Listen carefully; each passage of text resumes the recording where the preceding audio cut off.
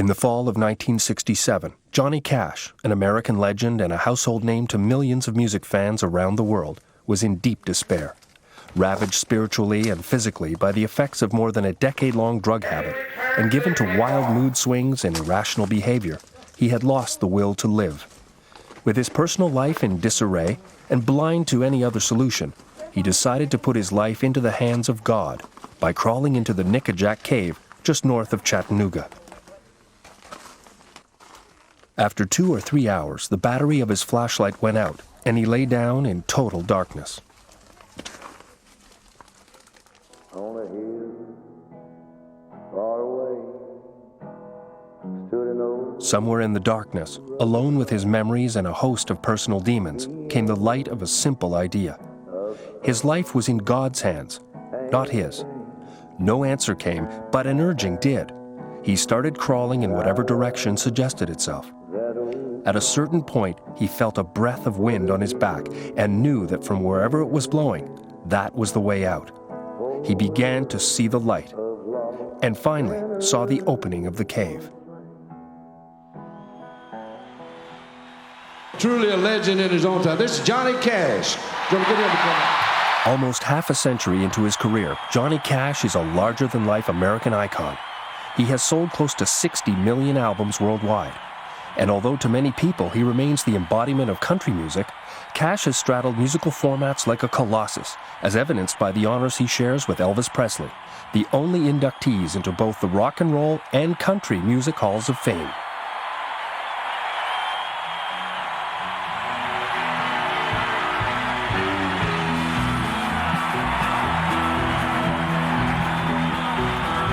I hear the train a-comin', it's rolling around the bend, and I ain't seen the sunshine since I don't know when. I'm stuck in Folsom Prison, and time keeps dragging on. But that train keeps a-rolling on down to San Antonio. Johnny Cash's life story is an epic story. It's not the story of a guy who just left up and became a rockabilly star, and then evolved into a TV star and a film star and a legendary songwriter. That'd be a great story, but that ain't all there is to Johnny Cash. What a human being he is, what a heart he has, and what a testimony his life is.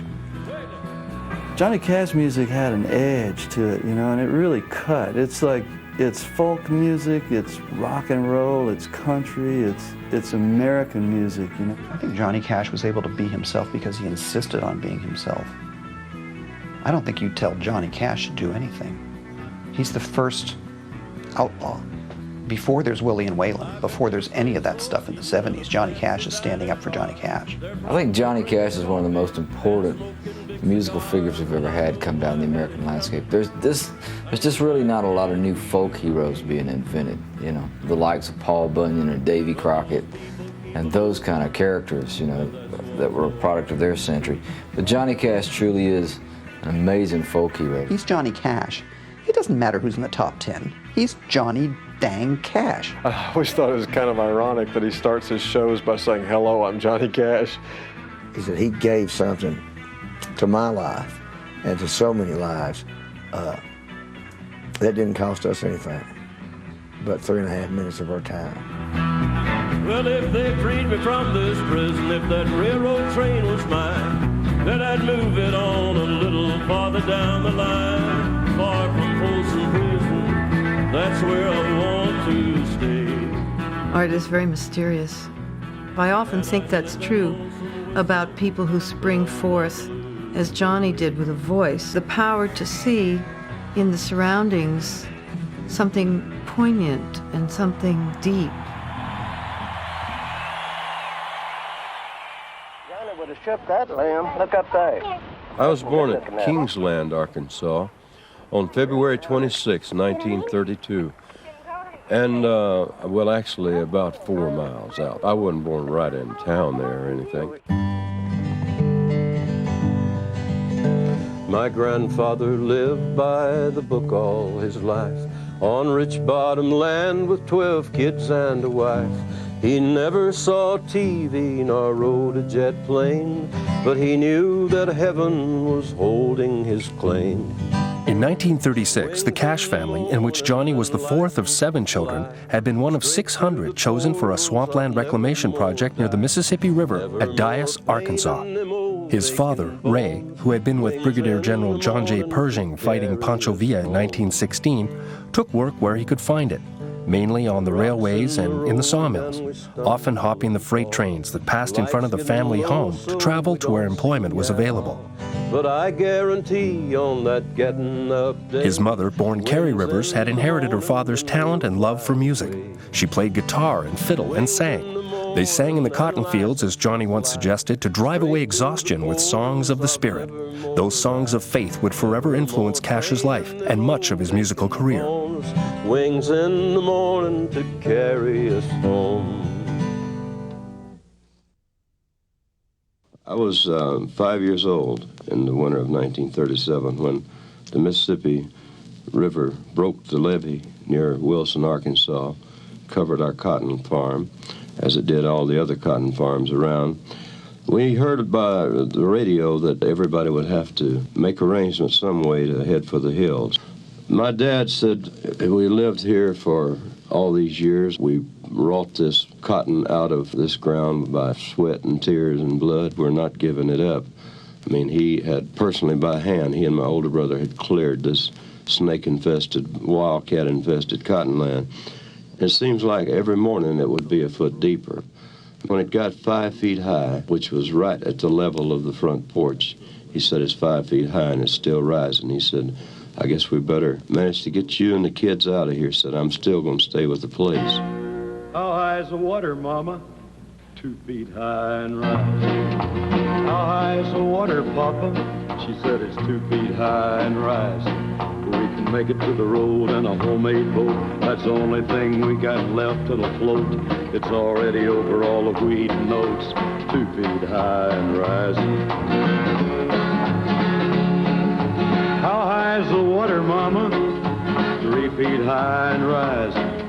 How high is the water, Papa?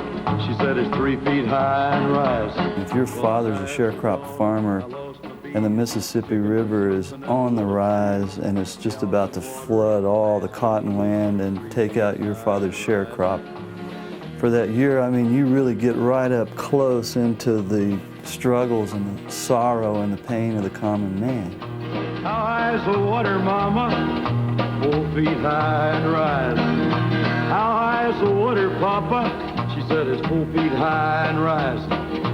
Hey, come look through the window pane. Basic cotton farming folks are just people of the land, and the South was a basic way of life for a lot of us. And he was, a couple of generations removed from me, but I understand that my family came from the same kind of background. The only thing that you really have, besides a little bit of money at the end of the week, perhaps, is music. How high is the water, Mama? 5 feet high and rising. How high is the water, Papa? She said it's 5 feet high and rising. Well, the rails are washed out north of town. We gotta head for higher ground. We can't come back till the water goes down. 5 feet high and rising. Well, it's 5 feet high and rising. From the first moment Johnny heard music coming from the radio, he wanted to be a radio star. He would listen to the radio every chance he could get, including the extra 15-minute break he was given from working in the cotton fields to listen to the Louvin Brothers High Noon Roundup show from Memphis. That's what I wanted to be. That's what I wanted to do. I knew that was my place. And my mother told me she knew it too. I can remember year after year when I was growing up, Mama say things like, well, son, someday you're going to be on that radio singing them songs. Hearing the Grand Ole Opry or hearing Amos and Andy or hearing any of the great radio shows was like listening into another world for rural people, one they had never seen. And there's nothing more vivid than the theater of the mind. And that's what radio calls on. It's more vivid than movies or television because you're inventing it. On Saturday nights, that was about the only time we listened to music, and that was naturally the Grand Ole Opry. And we used to go out and pour water on the old rod, down in the ground with the antenna wire on it, and trying to make it come in clear, There was a lot of, poverty and a lot of hardship that he came out of. early in life, you know, whether it was losing a family member, his brother, or, you know, the flood, you know, and 5 Feet High and Rising. There was a lot of true life blues, I think, that followed him to the microphone. In the late spring of 1944, 12-year-old Johnny had grown very close to his big brother Jack. While trying to earn a few extra dollars for the family, Jack died in a horrific sawmill accident. Jack had become Johnny's role model, spiritual mentor, and constant companion. His death left Johnny with a profound feeling of loss and sadness that would haunt him forever. The thing that they all had, I know this family well enough to know that there was a lot of dignity. And no matter how poor you are, that dignity, you know, was there. When you're really poor, in a lot of ways, your spirit and your mind are really all you've got, you know? So you tend to use them more. You use your imagination a lot. And I think, you know, that's, I think if you appreciate that, which I think Cash appreciates how he was raised, no matter how hard it was, you still think you're lucky stars that you've got it in your back pocket all the time. I learned a lot about the beauty and the importance of a man who is of the land or from the land like I am, the importance of getting his hands back in the dirt every once in a while. I love to plant a seed in the springtime and watch things grow from it, you know, not just for the food that we're going to get from the vegetables, but just the miracle of life.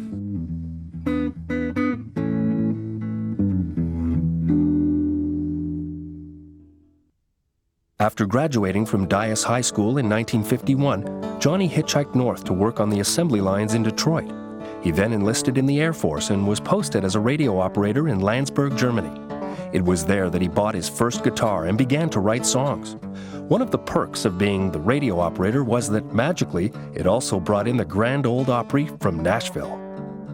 I remember him saying, you know, he actually listened to the Grand Ole Opry and loved the sound of June Carter. And, you know, vowed someday that he was going to meet June Carter. The Carter name would impact his life in ways that he could never have imagined during those years, thousands of miles from home, when the idea of making music was only a dream. If you had musical aspirations in the early 50s, Memphis was the place to be. And Sam Phillips' Memphis Recording Service and Sun record label was at its white-hot center. The label was already causing quite a stir with local boy Elvis Presley, who had begun capturing the nation's attention and ruling the airwaves. After finishing his tour of duty in July of 1954 at the age of 22 and determined to become a radio star, Cash moved to Memphis. With a pocket full of songs written while in Germany, he began to develop a simple and stark sound with two guys he met through his brother Roy, double bass player Marshall Grant and guitarist Luther Perkins, a couple of moonlighting mechanics from the automobile sales company. I kept calling Sam Phillips, and he turned me down. I called once and said, "I'm John Cash, I'm a gospel singer." He said, "We can't sell gospel music." So 2 weeks later, I called back. I said, "I'm John Cash, I'm a country singer." He'd forgotten.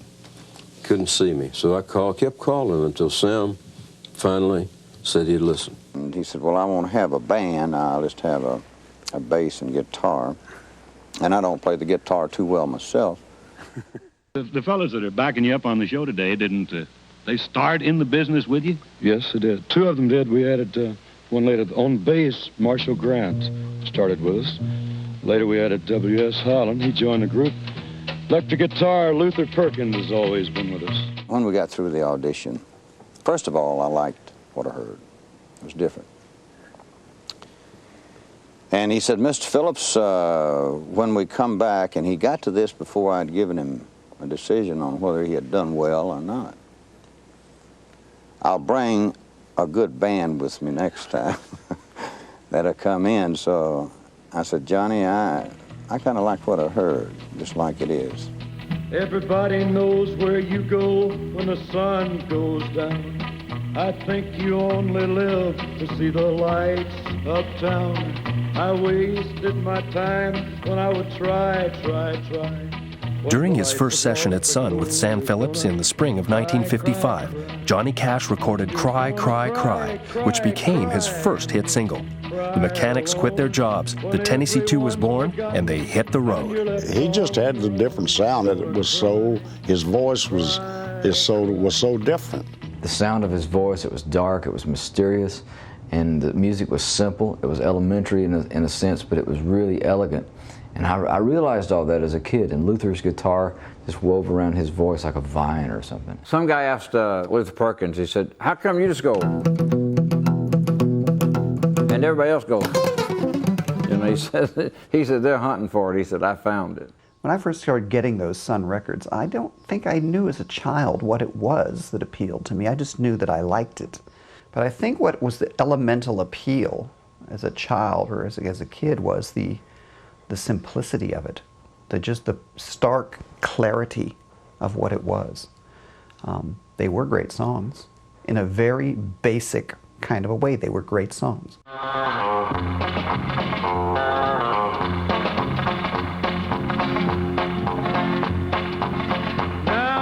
Tossed a weeping willow how to cry, and I showed the clouds how to cover up a clear blue sky, and the tears that I cried for that woman gonna flood you, big river, and I'm gonna sit right here until I die. You know, John had on this sort of rockabilly-looking cut suit, thin lapel, rebellious. He was kind of skinny, kind of had an edge on him, had a pompadour. He looked good. Back in those days, John was a very loose cannon. He was a wild man, and he looked like it. He looked like lightning walking around on the stage about to strike.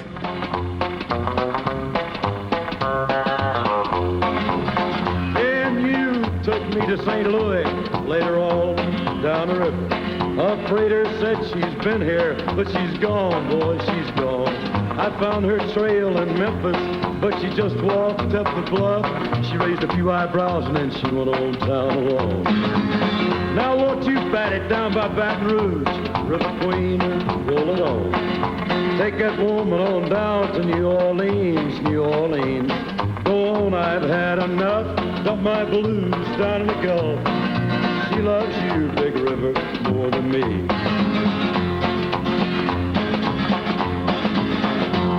He didn't like the music that was ground out, one record after another in Nashville. He said they all sound the same. There'll be a fiddle and steel guitar and piano. He told me that he found a bunch of guys like Elvis, Carl, and Jerry, and myself that wanted to do it their way. I got my first tour, a big tour with Johnny Cash. Ended up in Trail, Canada, about as far as you could go at the time. And I remember it was nothing but gravel roads then up through there, you know, just gravel roads. We was traveling 70 and 80 miles an hour on these gravel roads, rocks flying as high as this building, you know? Day in, day out. I traveled in a 1954 Plymouth car with the amplifier in the trunk and a big bass fiddle in the car. Carl Perkins was pulling a little trailer that kept coming loose every day. One day the trailer came loose and passed us on the highway. It was great days, 36 days in a row. Had a brand new Buick when I left here, a brand new 57 Buick. And I swear, they was paying me $100 a day. I thought I was gonna get rich, you know. I got back home, I had $75 in a wore-out car. But a lot of exposure.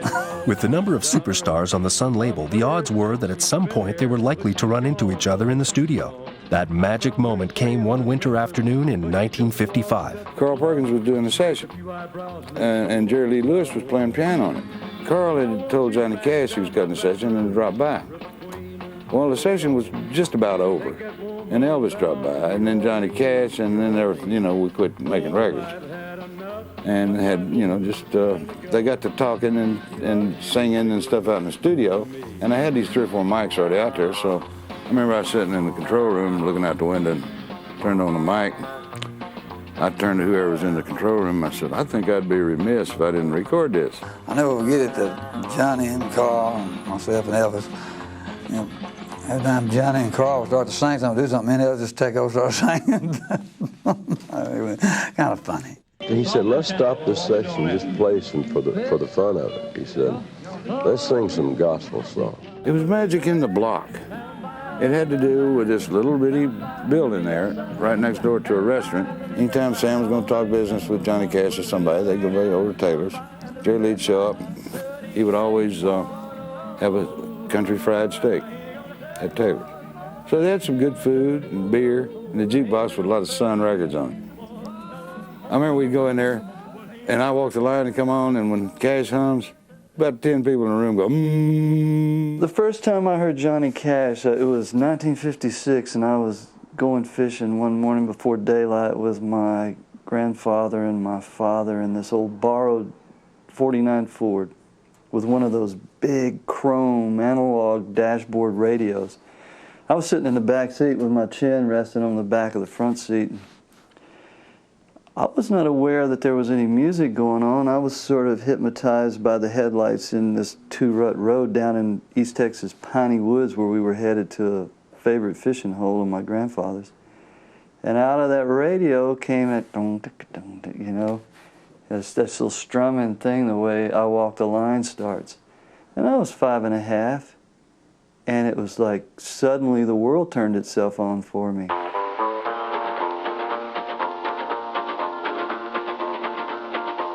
I keep a close watch on this heart of mine. I keep my eyes wide open all the time. I keep the end proud for the tie that binds. Because you're mine, I walk the line.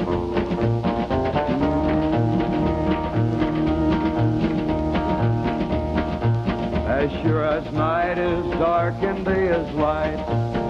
Cash married Vivian Liberto of San Antonio soon after leaving the Air Force and wrote I Walk the Line as a message to her.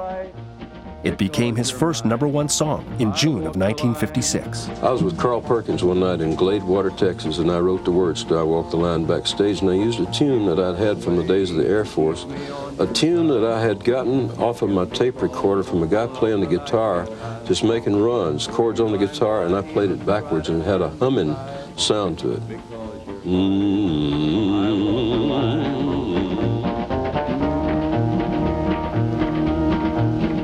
Now, when he first started, I didn't like his sound much. I thought it was really kind of crude and raw and hollow sound and whatever, you know. I didn't care for it very much. But when he came out with I Walk the Line, you can't really trace that song back to bluegrass or mountain music roots. You can't really trace it to rock and roll because of the modulations go down and the way he modulates down. And normally, in most songs, modulations go up and you raise your voice. Well, he was headed down. Because you're mine, I walk the line. You know, show me the record or the music that, you know, preceded that. and that hum and the rhythm of it, you know, I just loved it. It's still one of my favorite songs. I think it's a really classic song. It just touches something. The simplicity of it, I think, and the message. It's a positive song, and it had the rockabilly beat that was so new and fresh, and everyone loved it. That's a great song, you know. I mean, it's a great love song. And it's what every man would like to say to his woman. 'Cause you're mine, I walk the line.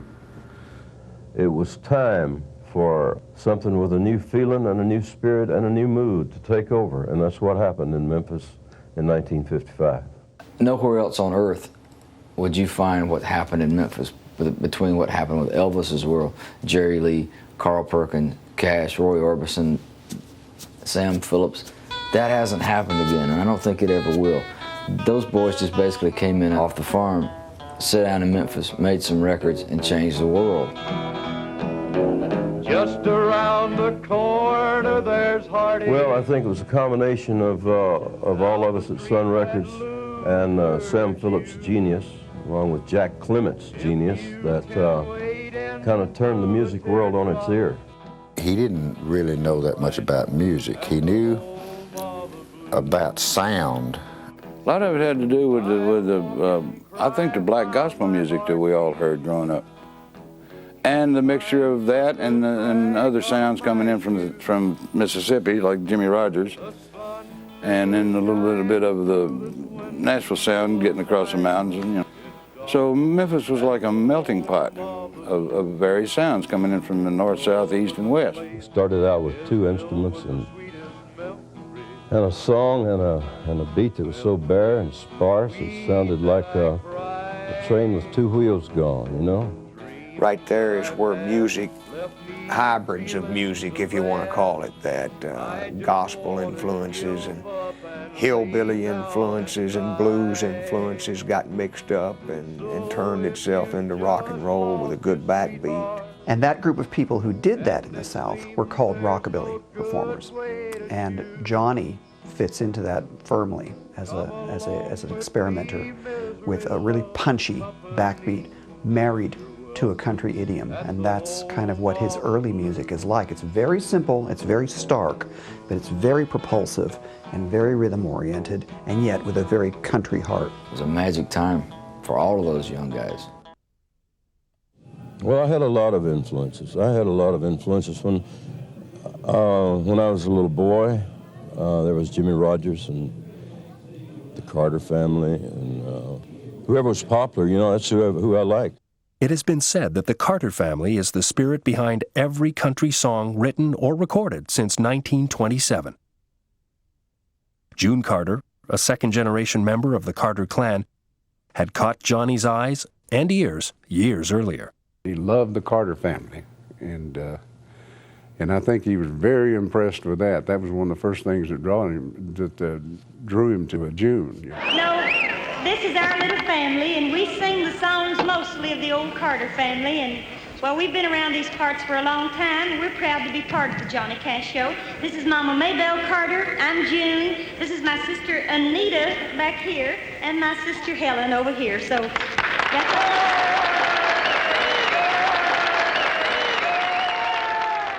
When I first booked Johnny, it was Johnny and the Tennessee Two, and that was it. That was my show. If I wanted anything to last longer than an hour, I had to get some local 5-piece Bulgarian band.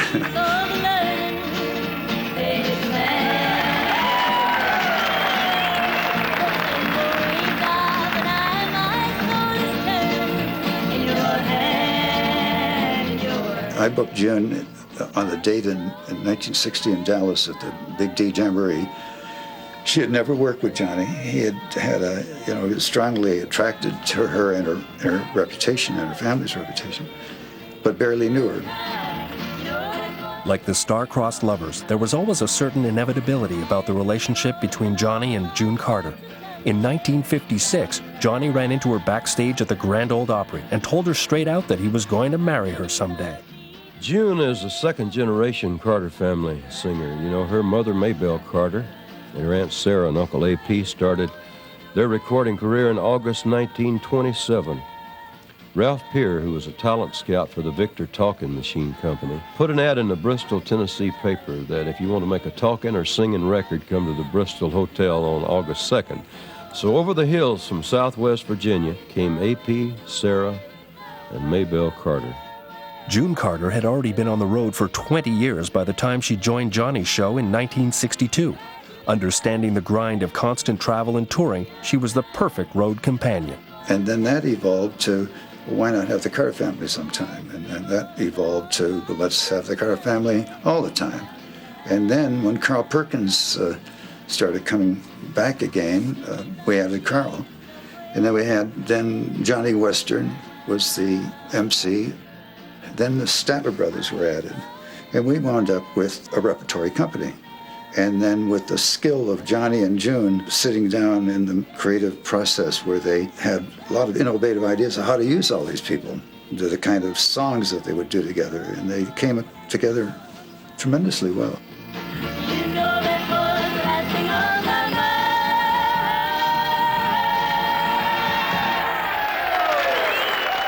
It's unbelievable, the crowds that he drew with that package back then. Every place was just packed out. The Johnny Cash Touring Show was on the road for a better part of the year and featured many artists who later became big names in music. I was still a little peon, and I really looked up to him, you know. But he would sit around, and I couldn't get over it. He would sit around and talk to you in the dressing rooms, you know, just like he's nobody else but just a friend of yours sitting there. Johnny knew all too well the tight budgets and financial hardship that went with life on the road. And if times were tough for him, the supporting artists and musicians were feeling the pinch as well. Saul Holliffe called and offered me $100 a day. Take your own car, pay your own hotel bill, and buy your own gas. There was 3 of us. So I said, no, we can't do it for that. And he said, well, that's all we can pay. And I said, well, I'd do it for 115. He said, no, that's too much. So, you know, well, blew that. I remember I laid down on the floor and just beat my fist. What's the matter with me? Pretty soon the phone rang again. He said, well, it's going to hurt us, but we'll pay it. And shameful what was paid, but I had really nothing. I wasn't driving any hard bargain. It wasn't my money. They got paid very poorly, but that's what those acts were getting paid then. And then when Johnny Cash seen us all sleeping in one room, he started buying our hotel rooms, and it actually turned out pretty good. He gave us a little raise, and he's a good-hearted man. He was poor once, and he knew what it was like to be poor. Besides a budding romance evident to all on The Cash Show, June Carter would also be responsible for co-writing the song that began another run of hits for 31-year-old Johnny Cash. June had found a letter or something from an old friend that was going through a divorce, and in that letter said, love is like a burning ring of fire. I'll never get married again, da-de-da-da-da-da. And that's where we had the idea for it.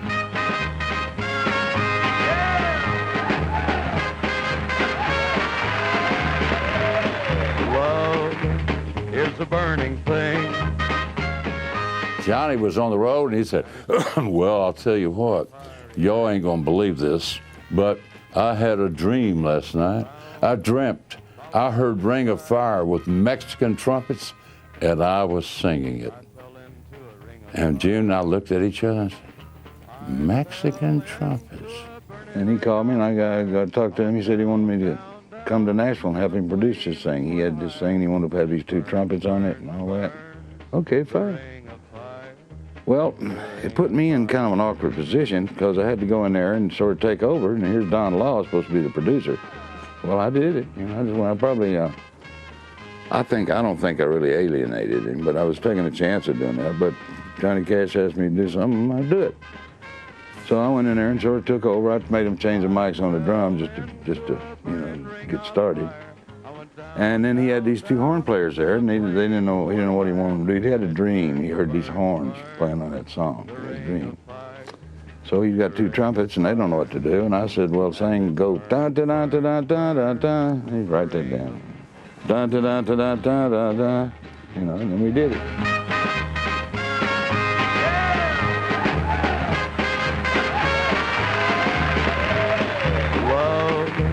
Is a burning thing, and it makes a fiery ring.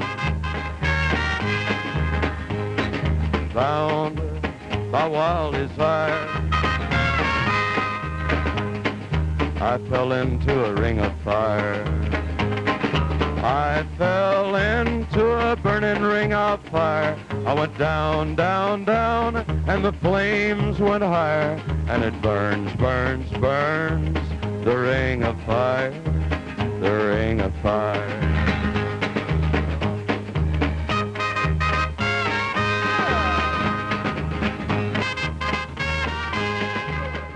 By the beginning of the 60s, Johnny Cash was an unquestioned superstar. I mean, you have him being wildly experimental with Ring of Fire, Mexicali trumpets, you know, what's that? He had a defiant manner and confidence. He exuded confidence. You'd never know it because off stage he would seem to be an aw shucks sort of a guy. And when he came down that narrow hallway leading out to that stage, there was a roar. He had to be there and he had to be right in the middle of it. It was just extraordinary. He had that effect. He's a big old boy too, you know. I mean, and he had a thing about him. He had a magnetism that drew people to him.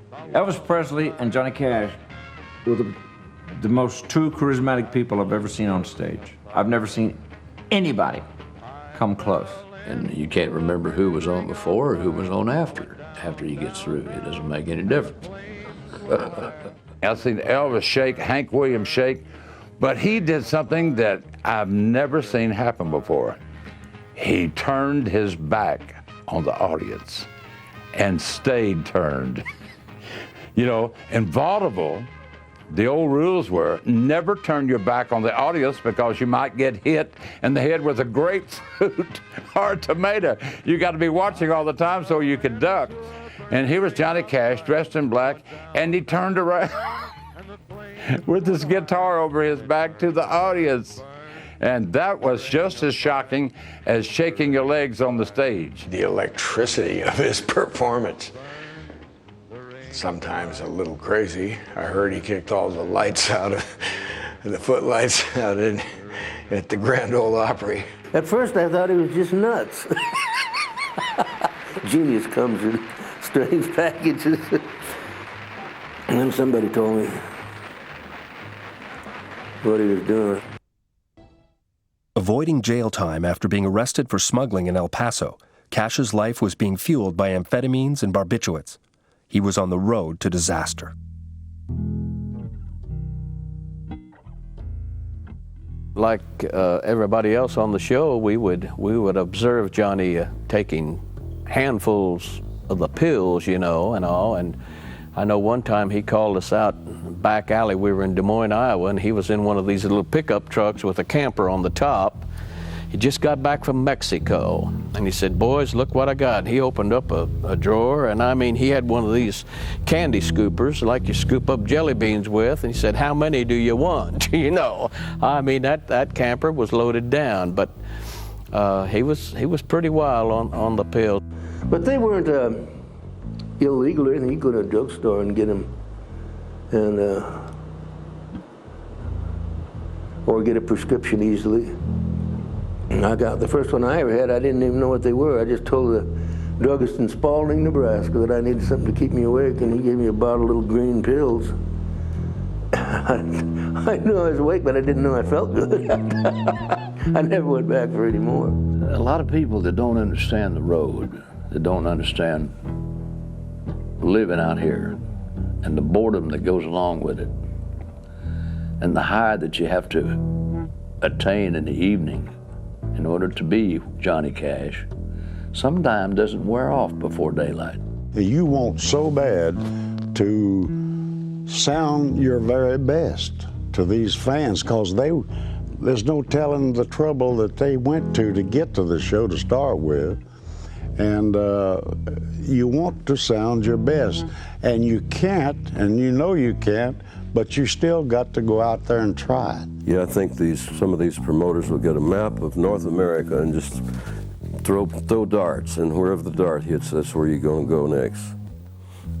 1,000 miles in between concerts. So you brace yourself with something to make you feel better. But you got to watch it. You'll get hooked on it. You'll get hooked on it, and when it happens, it's downhill for you. It really is. Although he'd played small venues in New York many times, the 30-year-old Cash was booked into Carnegie Hall. But thanks to his continuing drug abuse, what might have proven to be a hallmark moment in his career turned into a humiliating experience. The night of the show, Cash arrived at the venue exhausted and with a bout of laryngitis. That was Carnegie Hall, okay?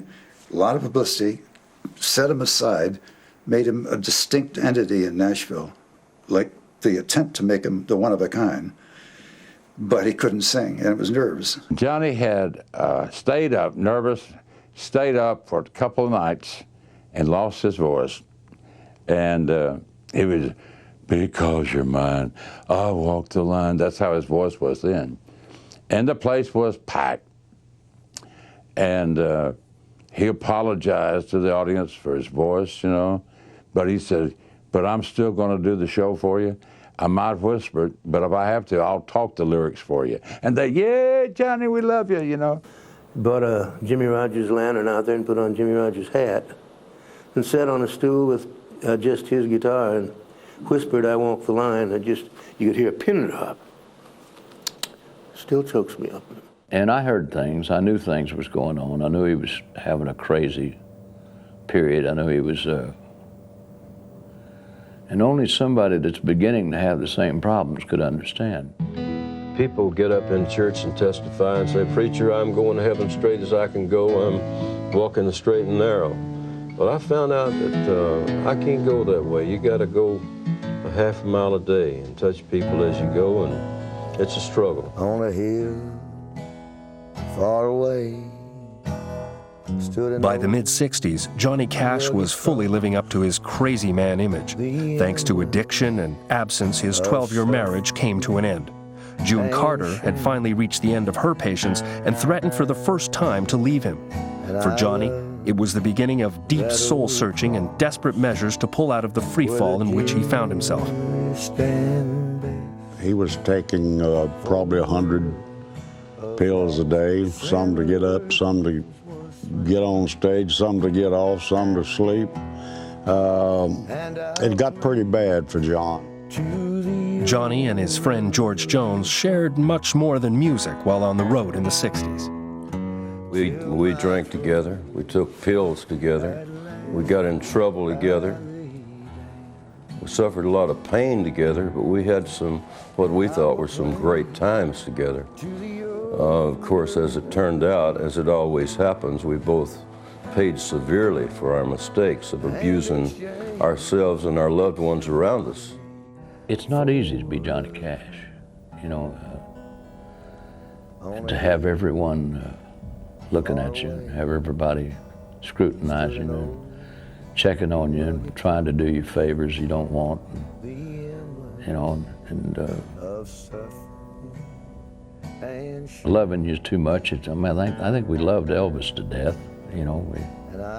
We nearly did the same thing with Johnny Cash. He just hit a bottom. He was through with it, and he crawled off into the womb of Mother Earth as far as he could go. I mean, right down to where he had his nose pressed to the earth. He crawled into a cave.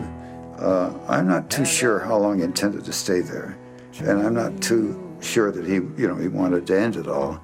I'm pretty sure he wanted to be found, but it was like a cry. It was an atavistic, primitive kind of thing that a wounded animal might want to do.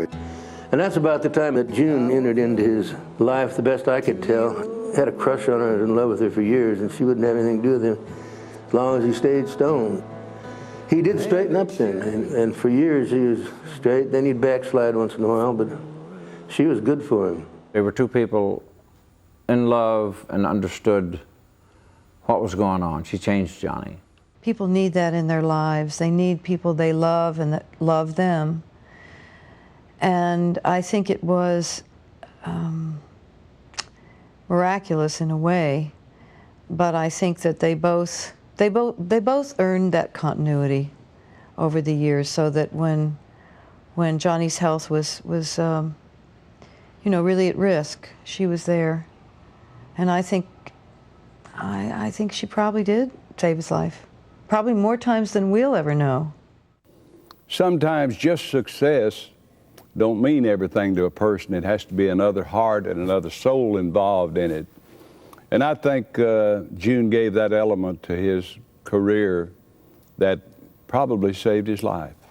I know she's been through a lot of things too, marriages that didn't work, and she needed a guy like John. Maybe not like John was when she met him, but when she got him straightened up. I think she looks up to him and he looks up to her, and like equally. And when you have that, that's pretty special. We got married in a fever, hotter than a pepper sprout. We've been talking about Jackson ever since the fire went out. I'm going to Jackson. I'm gonna mess around.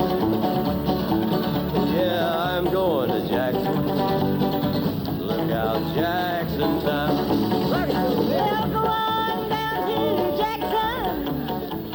He wanted to keep it quiet. He didn't want the media press. And he had a few friends, and we snuck up to Franklin, Kentucky, about 25 miles north of Nashville. and we're at the Methodist Church. June and I have been married since March 1st, 1968. We got married in a fever. Man, what a great song to sort of illustrate the classic romance of those two getting together. There's some sort of humor and cutting edge to Jackson, you know, that Johnny Cash is this wild man and June is this woman who's pretty sensible but has enough of a sense of humor to get on up there and travel with a wild man, you know, and go toe-to-toe and be part of it and rein him in a little bit, you know. I think June Carter's been a great spark, you know, throughout that life. I enjoy watching the dynamic between John and June, especially on stage. You know, John is foreseen and taken as a serious character, and June has a way of lightening the world up and brightening things up on stage. She helped him to understand he could do things in a different way, supported him in that. Didn't walk away when things were terrible, and understood that her presence was a great power for him, a great spiritual power. I do know that people do get very close when they make music together and are married. It's a good thing. It's a lot of happiness there. None of us wanted help, you know. You got to always have somebody to make us wake up and realize that we need help. Maybe that was one of those turning points where it wasn't, you know, he didn't really want to die, he really wanted to live, and he found his way out, and he found his way into live at Folsom Prison and just this brilliant career that reignited itself. And the Johnny Cash legend runs deeper than his musical accomplishments. The style he adopted early in his career is steeped in and inspired by a rich ancestral history. His father taught him to be true to his roots and the importance in understanding and appreciating his Scottish and Native American heritage. Well, it is very nice. I even got a tune to it. Let's hear it. Let's hear it. Thunder, lightning, rain or sleet, Johnny Cash just can't be beat. This ain't no lying and ain't no bluff. When Johnny sings, he does his stuff. That's very nice. In the 1960s, Johnny's appeal was crossing over. With songs written in a traditional storytelling style, he was finding an audience on college campuses and in folk music circles around North America. And he was able to persuade Columbia Records to release his concept albums, covering a wide range of subjects, from Native Americans to trains.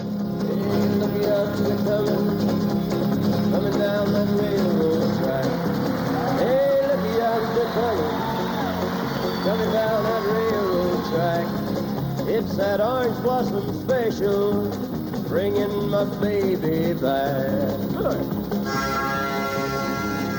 I remember Johnny had dressed up in his black suit and had a little tuxedo shirt on, but no tie, just open at the collar.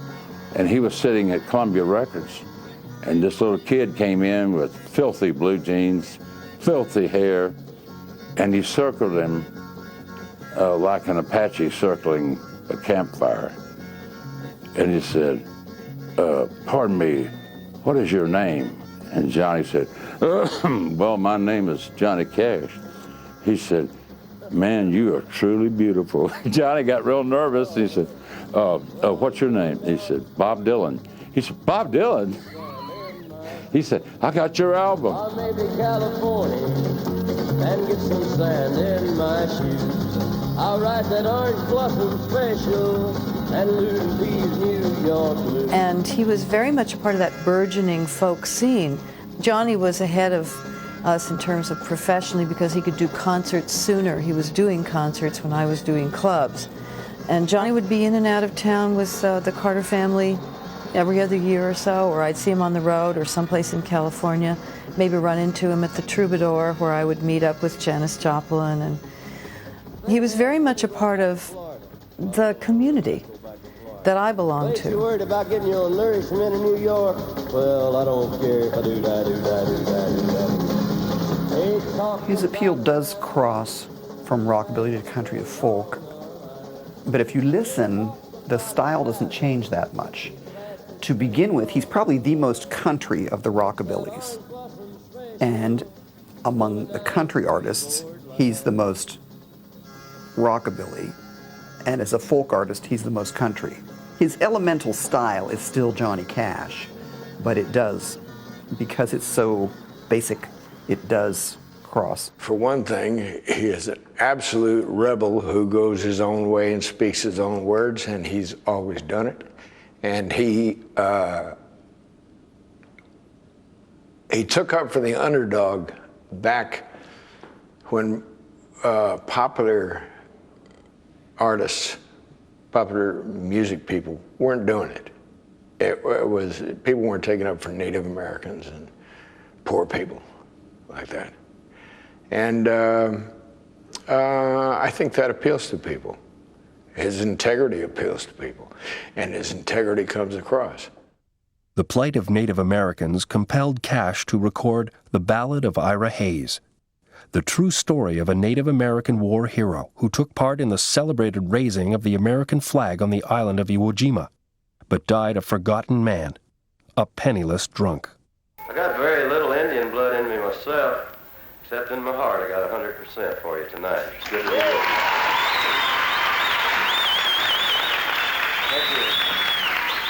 Gather round me, people. There's a story I would tell about a brave young Indian that we should remember well. From the tribe of the Pima Indian, a proud and peaceful band who farmed the Phoenix Valley in Arizona land. Down their ditches for 1,000 years, the waters grew Ira's people's crops till a white man stole the water rights and the sparkling water stopped. Now Ira's folks were hungry and their land grew crops of weeds. But when war came, Ira volunteered. I think the Native Americans possibly benefited more from Johnny Cash and his identification with them than any artist. 250 men, but only 27 lived to fight back down again. And when that fight was over, and when Old Glory raised, among the men to hold it high was the Indian, Ira Hayes. When you listen to Johnny Cash's early Columbia records, they're very much in that, what I call the saga song tradition. They tell stories. They tell stories, and they sound like they're from the earth. Ira Hayes returned a hero, celebrated through the land. He was wined and speeched and honored. Everybody shook his hand, but he was just a Pima Indian. No water, no crops, no chance. At home, nobody cared what Ira done, and when do the Indians dance? And then Ira started drinking hard. Jail was often his home. There they'd let him raise a flag and lower it like you'd throw a dog a bone. He died drunk early one morning, alone in a land he fought to save. 2 inches of water in a lonely ditch was a grave for Ira Hayes. Call him drunken Ira Hayes, he won't answer anymore. Not the whiskey-drinking Indian nor the Marine that went to war. Yeah, call him drunken Ira Hayes, but his land is just as dry, and his ghost is lying thirsty in the ditch where Ira died.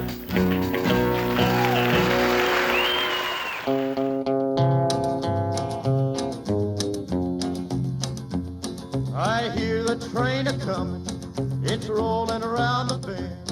Cash's interest extended beyond the struggles of Native Americans. In 1957, he began doing prison concerts as a way to provide convicts much-needed relief. These appearances also gave rise to speculation on Cash's own prison experience. But, contrary to rumors, Cash has never done time. Nor did he acquire the scar on his face from a knife fight. In truth, a drunken doctor had permanently scarred him while removing a cyst from his cheek. Folsom Prison Blues had actually been inspired by a movie Cash had seen in the Air Force. He was so taken by the lead character, he wrote the song in less than an hour. Ever since his first prison show, Cash had wanted to do a live album. It took him a while to convince Columbia Records, but finally in June of 1968, they agreed to record live at Folsom Prison. To hear the reaction or response or enthusiasm from the prison audience to really believe it. Maybe it was captured on the album, maybe it wasn't, but the first time I played a prison, I said this is the only place to record an album live, because I never heard a reaction to the songs like the prisoners gave. Had a hell of a time convincing the A&R man, Bob Johnson, I think it was, from Columbia, to come, because if it wasn't their idea, it wasn't a good idea. You know, this concert that they're sitting at, this is the big moment of their life this year, or maybe this whole 5 years. This is the big 2 hours of their life, and they're going to let off steam. They are going to release some of that tension that's been building up all that time. And that is one reason why I've done a lot of prison concerts. I've had wardens ask me to please come, and we got problems in this prison. If you could give the men 2 hours of release in a concert, it would help. And I've seen it help. I've seen it work. Merle Haggard was doing time for armed robbery and in the audience for a Cash show at San Quentin. And along with Johnny Cash, there was 8 hours of other entertainment that consisted of everything from other singers and dancers and all the things you'd expect to find on variety shows, and including strippers. The officials at the prison had a sense of humor. But anyway, you would think that with all that on the show that Johnny Cash would be insignificant to 5,000 male prisoners. Not so. He completely stole the show from the strippers and the whole deal. Well, my daddy left home when I was 3. Didn't leave very much for my mom and me, except his old guitar and an empty bottle of booze. Now, I don't blame him because he run and hid, but the meanest thing that my daddy ever did was before he left, he went and named me Sue. Well, he must have thought that it was quite a joke, and it got a lot of laughs from lots of folks. Seems I had to fight my whole life through. Some gal would giggle and I'd turn red, and some guy'd laugh and I'd bust his head. I tell you, life ain't easy for a boy. Johnny's second prison recording produced a surprise career-making hit. In a chance meeting with author and poet Shel Silverstein, Cash received the lyrics to A Boy Named Sue on a coffee-stained yellow pad. And the recording took place with Johnny sitting on a stool with the yellow page down on the floor, and they had run through and tried to get some idea of how they were going to do this. And some, the prisoners in there just went wild. I mean, they really did. It was like Madison Square Garden in a way. And we were in the audience, my wife and I, in the front row with I'm talking about guys that, you know, the week before they might have stabbed somebody. That violent people acting in a violent manner with these crazy lyrics. And that's how he did that song. With no rehearsal time of any consequence whatsoever. But I grew up quick and I grew up mean. My fists got hard, my wits got keen. Roamed from town to town to hide my shame. But I made me a vow to the moon and stars I'd search the honky-tonks and bars and kill that man that give me that awful name. Well, it was Gatlinburg in mid-July, and I just hit town and my throat was dry.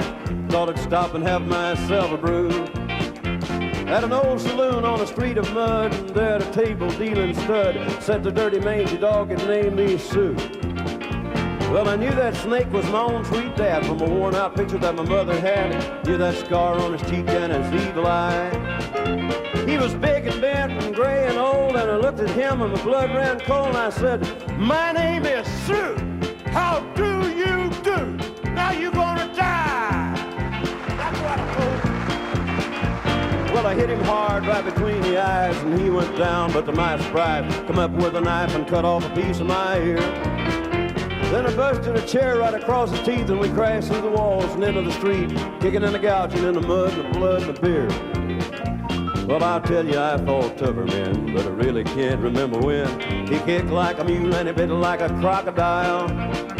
Well, I heard him laugh and then I heard him cuss, and he reached for his gun, but I pulled mine first, and he stood there looking at me, and I saw him smile. And he said, "Son, this world is rough, and if a man's gonna make it, he's gotta be tough. I knew I wouldn't be there to help you along. So I give you that name and I said goodbye, and I knew you'd have to get tough or die. It's that name that'll help to make you strong." He said, "Now you just fought one hell of a fight, but I know you hate me and you got the right to kill me now, and I wouldn't blame you if you do. But you ought to thank me before I die for the gravel in your gut and the spit in your eye, 'cause I'm the son of a named you Sue." What could I do? Well, I got all choked up and I threw down my gun. I called him a call and he called me a son. Come away with a different point of view.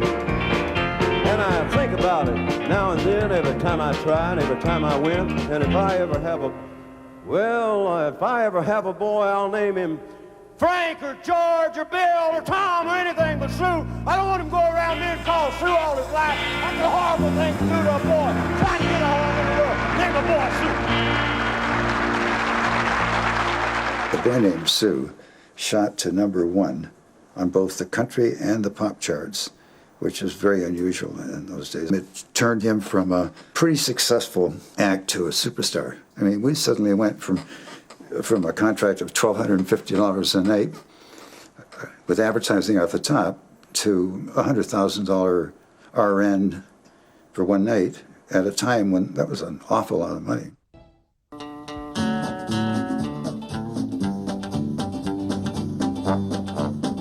In 1969, ABC pursued Johnny for a network TV show and then agreed, at his insistence, that it be taped in Nashville.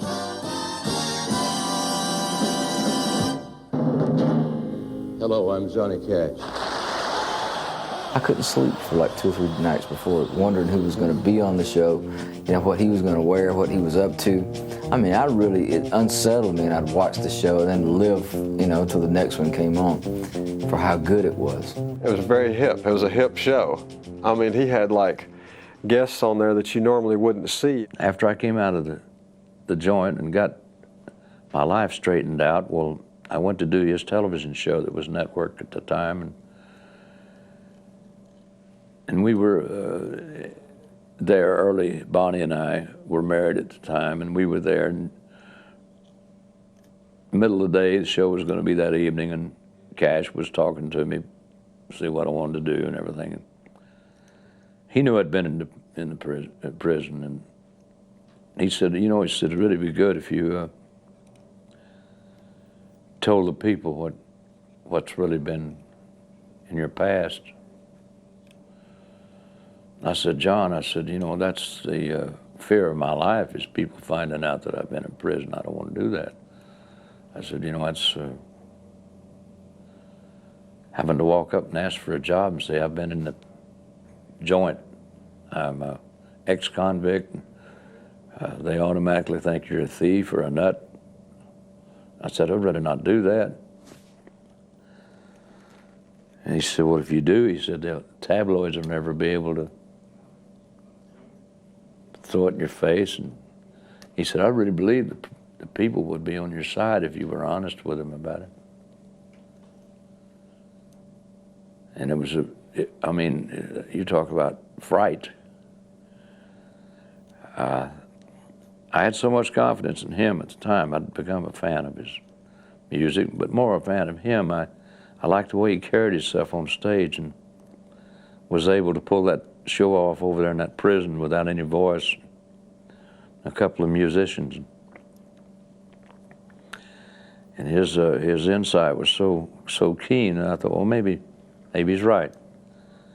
So I said, okay, we'll do it. And we didn't have any plan on what to do if it didn't work. But as history shows, it probably worked. We went out and he introduced me and told the people that I had a life that a lot of people had credited him for having. The television show was real important in connecting the dots in a lot of ways. It did give you Carl Perkins, who by then was not a force in music. It did give you the Carter family, who were not a force in music at that point. And it brought you these young folk-based performers who were just beginning to have an impact. It's not like they were, you know, superstars or anything. So it was, you could tune in that show and see anything from Merle Haggard to Bob Dylan. And it was like a real neat thing. It was a very cool show. Gentlemen, Miss Judy Collins. Now, this was one of the shows that we watched. I say we, the whole country watched him, but I think particularly people who were making folk music and making music that had the people's voice in it. Everything turn, turn, turn. There is a season, turn. Besides introducing new artists he met during the course of touring, Johnny's own sensibility led him to encourage his guests to stretch out and perform material other than their tried and true hits. Johnny gave me a lot of time. I sang Sons Of, I sang another Brel song, I sang with him, I sang The Desperate Ones. That was a very good chunk of time. Nobody ever would give you that amount of time on television today. He wanted to make his guests feel at home. If that's what they wanted to do, that's what they would do. And I think he was smart enough to know that you didn't have to do everything like a cookie-cutter approach. You could do it and make it seem natural. This is what this artist is doing, and this is what they feel like doing. A time of love, a time of hate, a time of peace. I swear it's not too late. I do remember being at the Ryman and being with the family and being in a very comfortable, homey situation. You know, you didn't feel like an outsider, and you didn't feel like they were stars, you know, above and beyond your ability to talk to. They're very down-home people, they're very real people, and it all comes across. Well, I just want you to know that if you want to ask me any questions, I've been interrogated before, so go right ahead.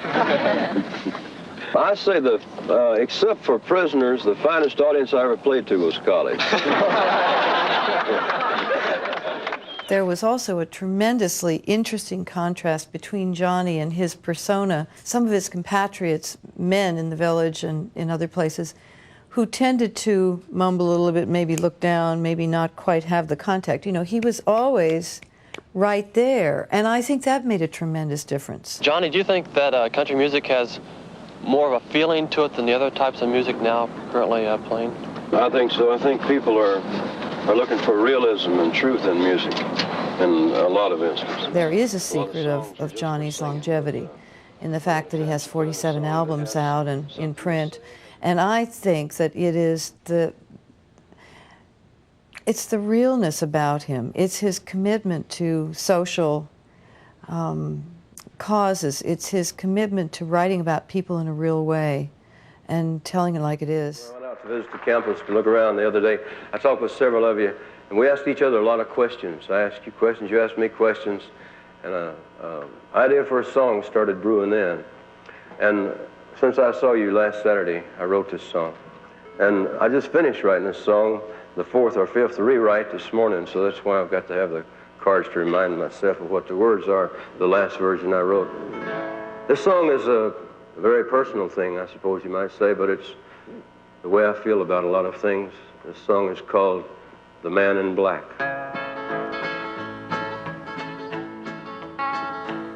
Well, you wonder why I always dress in black, why you never see bright colors on my back, and why does my appearance always have a somber tone? Well, there's a reason for the things that I have on. I wear the black for the poor and the beaten down, living in the hopeless, hungry side of town. And I wear it for the prisoner who has long paid for his crime, but still is there because he's a victim of the times. I wear the black for those who've never read or listened to the words that Jesus said about the road to happiness through love and charity. Why, you'd think he's talking straight to you and me. Well, he was talking about what happens here and what then translates into the bigger world, into touching everybody. Because he could touch one person or explain one person's life, he could touch all of us. I wear it for the sick and lonely old, for the reckless ones whose bad trip left them cold. I wear the black in mourning for the lives that could have been. Each week we lose 100 fine young men. He stood for things, not just musically, but socially, even when that wasn't popular. you know, listen to the lyrics. I still get emotional when I hear him or see him sing Man in Black. You know, I was of the Vietnam War generation, and his speaking for me meant a lot. In the spring of 1969, Johnny and June visited Vietnam to entertain the troops. Though he had no strong convictions on the rights or wrongs of the conflict, he explained that it was hard to understand the politics when the heart of the country was heavy with grief. Having witnessed the carnage on both sides firsthand, Johnny felt a kinship with the activists who were protesting the war. But maybe I can carry off a little darkness on my back till things are brighter. I'm the man in black.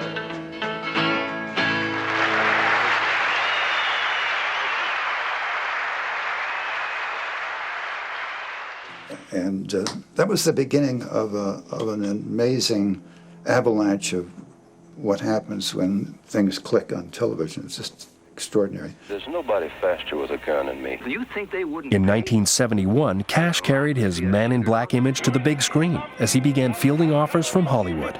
Mr. Cross, are you really going against Will Tenry? I was involved with a project called A Gunfight with Kirk Douglas and Karen Black and Jane Alexandra. We did shots in Spain and in New Mexico, and he was very good in it. John always looks like one of those old guys like Gary Cooper or Gregory Peck, you know. He just carries his authority with him. A lot of people thought that he was the next John Wayne. You know, he had a lot of those attributes. I don't think he liked sitting around for hours between shots and got very restless, and I don't think he cared for the Hollywood stuff that went with it.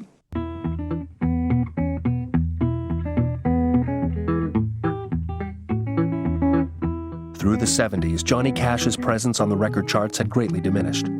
But this was a time for expanding horizons and spending time with his young son, John Carter. But out of sight was never out of mind when it came to Johnny Cash. Chris Christopherson, a young songwriter attempting to make it in Nashville, was one who idolized Cash and would stop at nothing, it seemed, to get his songs in front of his hero. I had a good position where I was working. I was a janitor at one of the two big studios in town, at Columbia Recording Studios. And but at the same time, I couldn't take advantage of that position in such a way that it would get me fired by pitching things, you know, obnoxiously. I keep that flat top guitar way up on the intro because that's powerful. They told him, said, when Cash has a session, you know, he wanted to get songs to me. So when Cash has a session, if you come around bugging me, we're gonna fire you. So he wouldn't bother me. He'd speak to me, and then he'd walk over to June and slip her a tape and say, "Will you give this to John?" And they piled up, you know. And Luther would always tell me, "Oh, John loves your song, and he's singing it on the way to the airplane and all that." But he never recorded any of them, and that went on for about 4 years. And one day, June come yelling. I was taking a nap. She said, "Somebody's landing in our yard in a helicopter." I said, "A helicopter? My God, they've come from the lake and from the road and everywhere else. Is there no place we can hide?"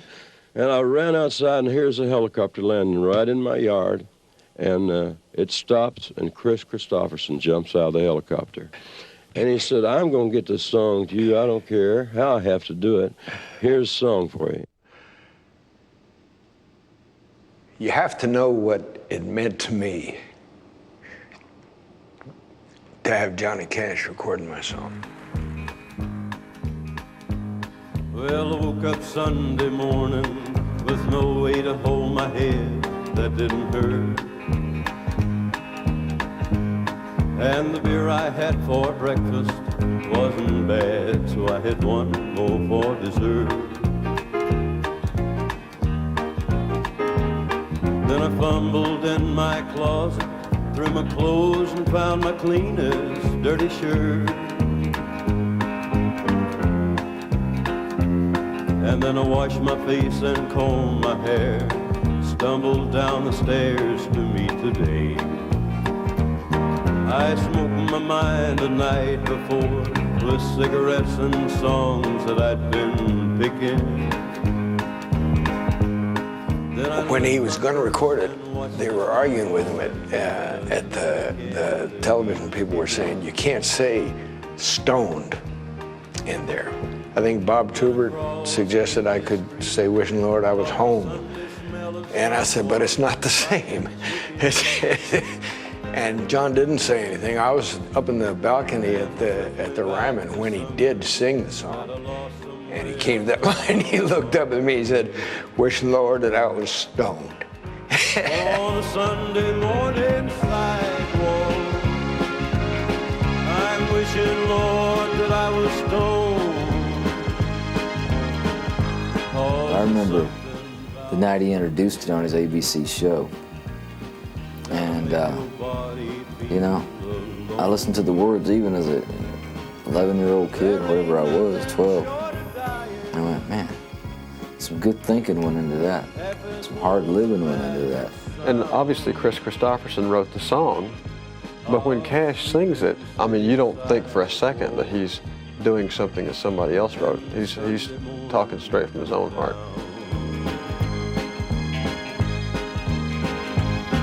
In the park I saw a daddy with a laughing little girl that he was swinging.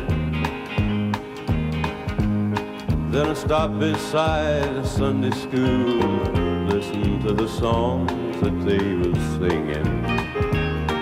Heard bringing in the sheaves and went on down the road, and somewhere far away a lonely bell was ringing.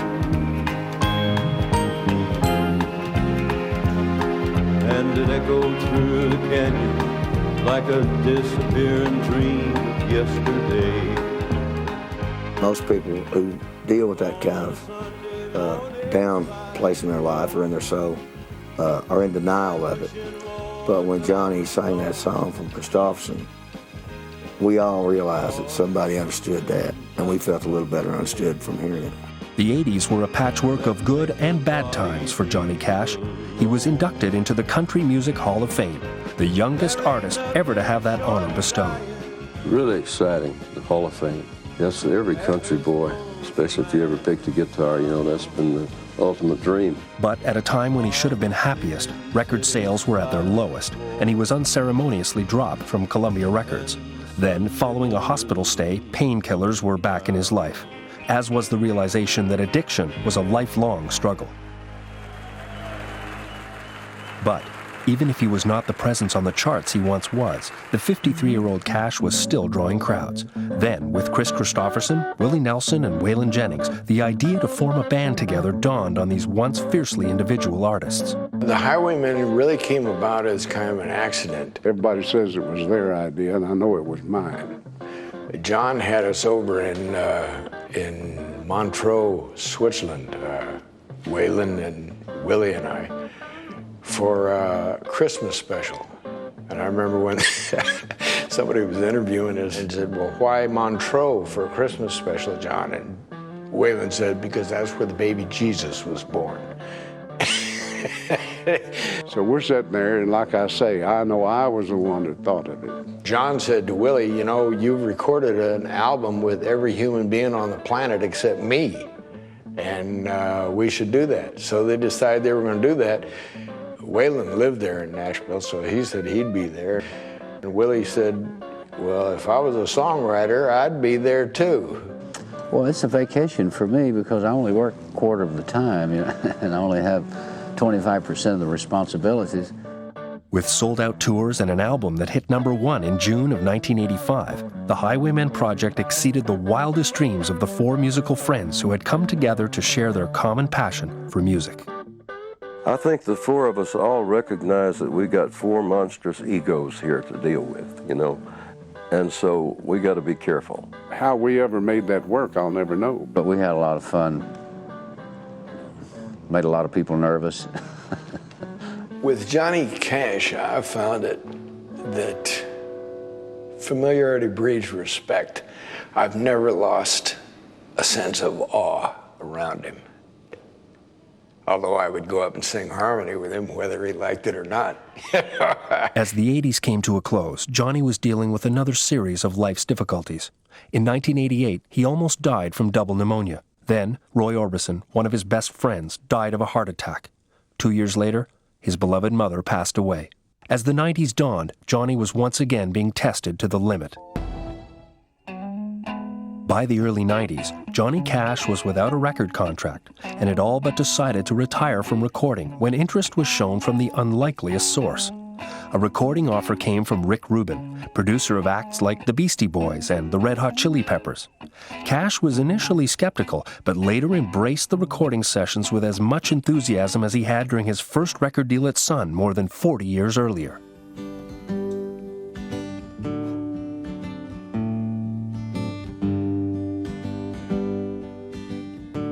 And Cash simply took a step to the side and found this alternative rock label that says, you know what, you're really cool. Make a record. And that's what he did. For his first American recordings in 1994, Cash realized his dream of recording without backing instrumentation, like when he was singing on the porch of his home with his family back in Dyess. Like a bird on a wire, like a drunk in a midnight choir, I have tried in my way to be free. That day we were recording, and he asked me, he said, what do you think, Aggers? Like a fish.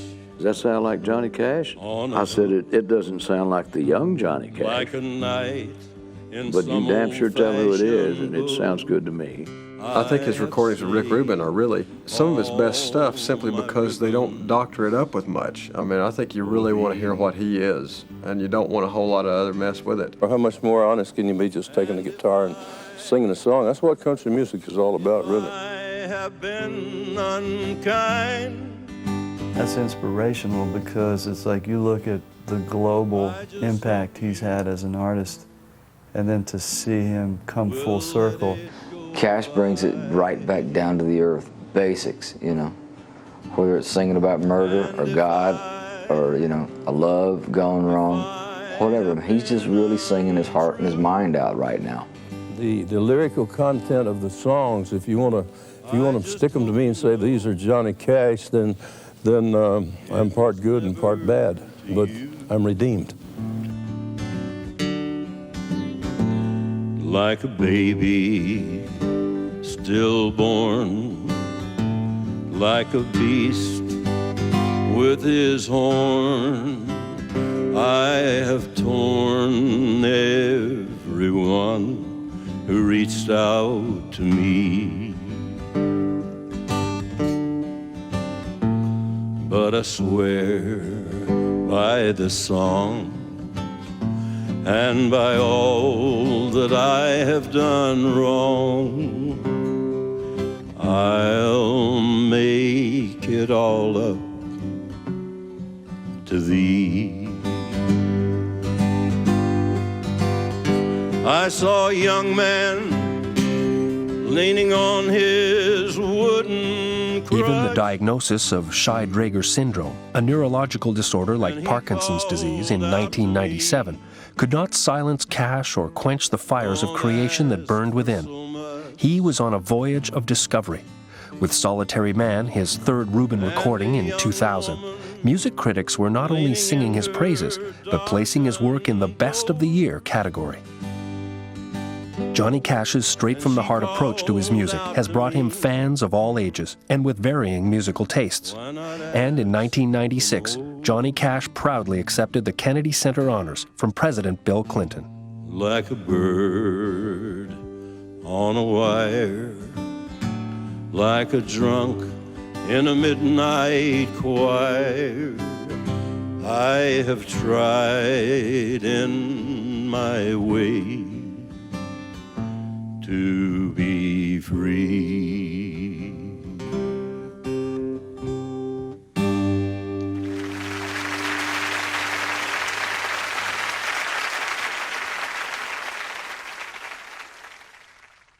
Cash is just, he's Memphis, man, you know. Once a Memphian, always a Memphian. I'm always amazed at what a kid he is. I mean, underneath it all, Johnny Cash to me is a kid.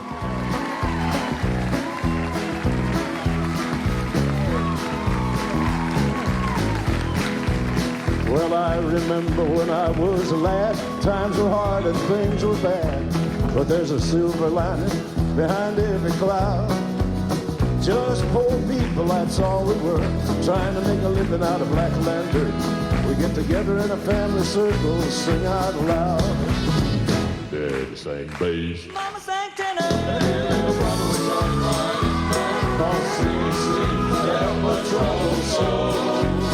One of these days it won't be long, I'll rejoin them in a song. I want to join the family circle at the throne. Oh no, the circle won't be broken by and by, Lord, by and by. Daddy sang bass. Mama sang tenor. Little brother was join right in the sky, Lord, in the sky. He's one of the greatest individual talents that I think came out of country music. Hank Williams, that would be a close. Johnny Cash, boy, when the minute the record comes on, you know who it is and you know what he's singing. We'll be together again up yonder in a little while. Daddy'll sing bass. Mama sang tenor. Well, there's this, you know, the old saying, don't get above your raising. And he is a very humble character. I mean, that's his humility is astounding sometimes. I mean, he has the right to be as arrogant as, you know, any human being can be. And, you know, he possesses that right. But I've also seen a side of him that's so gentle and human, you know, toward his fellow man. That is, you know, that's the greatness of it all. I love that verse in the Bible that said a king's throne is obtained by righteousness. And there it is. You know, there it is. He really is a man of God. In the sky, Lord, in the sky.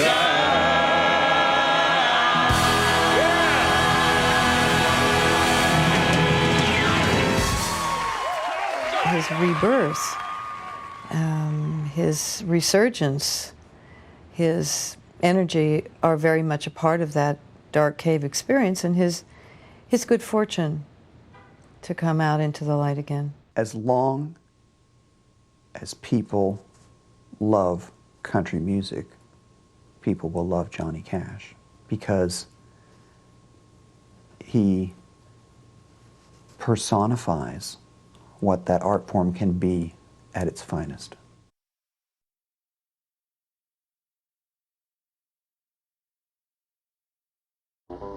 Johnny Cash was out of line all of his life. I Walk the Line is sort of ludicrous for him to sing, I walk the line. He never walked any line. Such a dramatist. He's dramatic. Us could be, but damn, that show could be canceled. They were doing chin-ups. Oh, every week or so we'd have to have something to eat. We didn't do a lot of eating in them days. Me and him both weighed about 160 pounds, soaking wet. He said, oh man, I'm so tired, this road's killing me. He said, if you don't mind, let me just sit here and meditate. And so my wife and I said, all right. Closed his eyes. All of a sudden we heard crack. We looked up and the ceiling had cracked. He said, oh, I'm so sorry, man. Oh man, I didn't mean to do that. That's the truth.